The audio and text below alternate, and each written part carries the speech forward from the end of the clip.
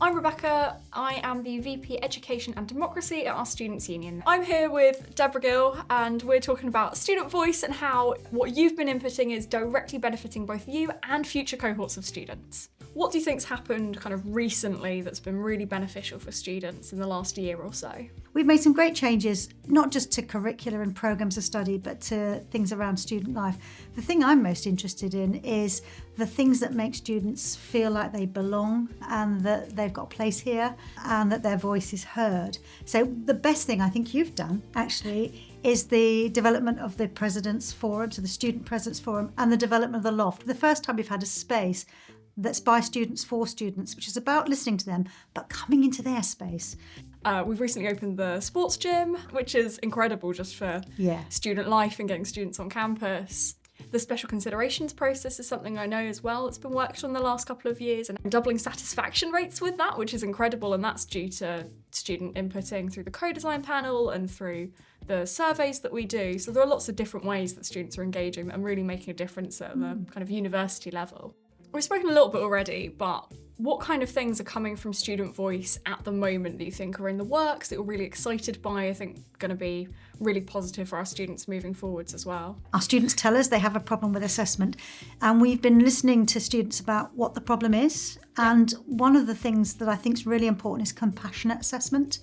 So being mindful of how complicated people's lives are, how stressful assessment is. Students have been really good at shaping some of that. So in last year we looked at special considerations, and I think there is a whole load of other areas around assessment about when things don't go well, when you're finding it difficult to prepare, when you don't understand assessments, when you're not getting feedback that helps you, that we can really make a difference on. So that's going to be a really concentrated piece of work in the next year, and I'm really looking forward to that. The joy of my role is I get to be part of a little bit of everything, but also we all know I'm really excited by assessments always, and it's lovely to be working on that, but also to have our interns who are working on that in our Centre of Higher Education practice, and just kind of getting students involved in lots of different places. I started working on it with our training, and more than 200 students fed in at that point. So there are lots of different things that, as you say, students are feeding in so many different ways. Yeah. It's really important. I think the other thing that's going to be really important is generative AI.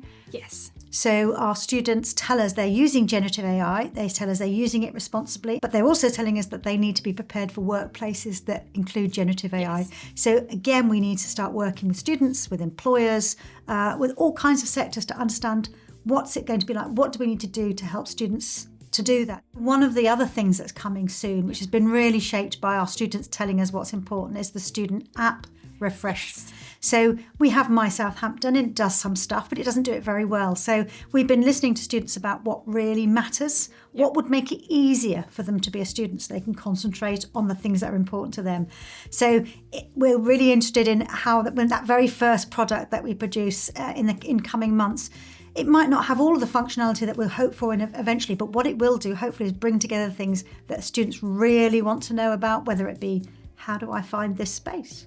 Where do I fill my water bottle? Where is my timetable? How do I do a special considerations?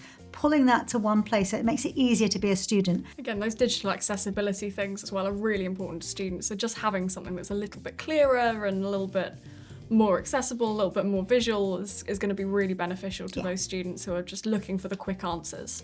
I think the other thing that we've been doing, again, collectively together, is thinking a bit about which cohorts of our students, so which groups of our students have the least good experience. You know, there's loads of things about Southampton which are great, and there are loads of experience people have that are wonderful and they can look back on with great pleasure and with great pride. But for some cohorts of students, it's a bit more tricky to navigate their work, particularly if they're doing lots of different kinds of assessments. So I think the work we've been doing there is really important. And I've been really grateful to the student presidents and the student reps in really stepping forward and using their voice and the voice of others to really start saying, these are the things that really matter to us. So 20% of our students do a joint honours programme, and our students tell us that they are the least satisfied students. And there's a load of reasons why that is. It's a complicated thing to navigate.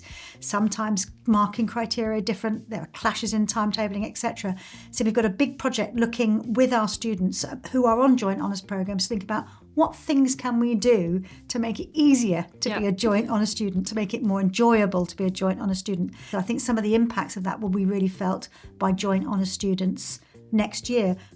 Rebecca, what do you think has been the one important thing that we've really changed around the way we use our campus that's made a difference to student experience? I think something that's been fairly recent is the deeper look at the libraries and the student study spaces. So not only is there the big Hartley Library project going on at the moment, but actually we've really worked better in how we can use the kind of mixed study learning spaces, about all those different spaces, listening to what students need around, again, electricity supply and making sure charging points work, making sure there's food available nearby, and all those different things that are coming together to create a really campus, the opportunity for a really campus-based learning environment where students don't need to go home between every lecture. They can stay here and all the things they need are on campus. And if we're thinking about the longer term future, the building work started on the North East Quadrant building. Yes. And that's a teaching and learning space. And what's been Very really exciting. interesting in that is having students involved right from the beginning. We've had students involved in the furniture design, in the electricity supply, in where the cafe's going to go, in the kinds of teaching spaces we've got. And so that's going to continue to be a project that we will have students right at the heart of it. And I'm really looking forward to seeing the building go up. When we're thinking about teaching and learning, we're often thinking about what goes on in the classroom. Yes. And we're often thinking about, what kind of tests we set or what kind of lecture theatres we've got. But actually the things that make students feel like they matter are not those. They're often the relationships they build, the spaces we provide for them, the thoughtfulness we might have around bus timetables or around which cafes are open when. Those are the things that really matter to students. So it's really interesting you selected study spaces as the most important thing, because I think they make students feel like they matter. Yes, absolutely. And they do matter. They're the reason we're here. We're getting that student voice not just from those students that, those handful that we get to talk to in the loft, and which, while it's a wonderful space and we get to talk to those kind of elected reps there often, actually just the survey data that we get, the information we get from talking to people, information we get through the minutes of SSLCs when students are talking to their reps and that's getting fed up, all of that is going into all of these projects really. We're really listening to students at every stage and no matter where they're feeding in, it's definitely making a difference, which is really exciting. And those co-design panels that we set up where you've got concentrated time to think about a really important thing and reward students for their time in doing that have been really fundamental to us hearing all of the voices, so not just hearing those who speak the loudest, but hearing from all students about what's important to them.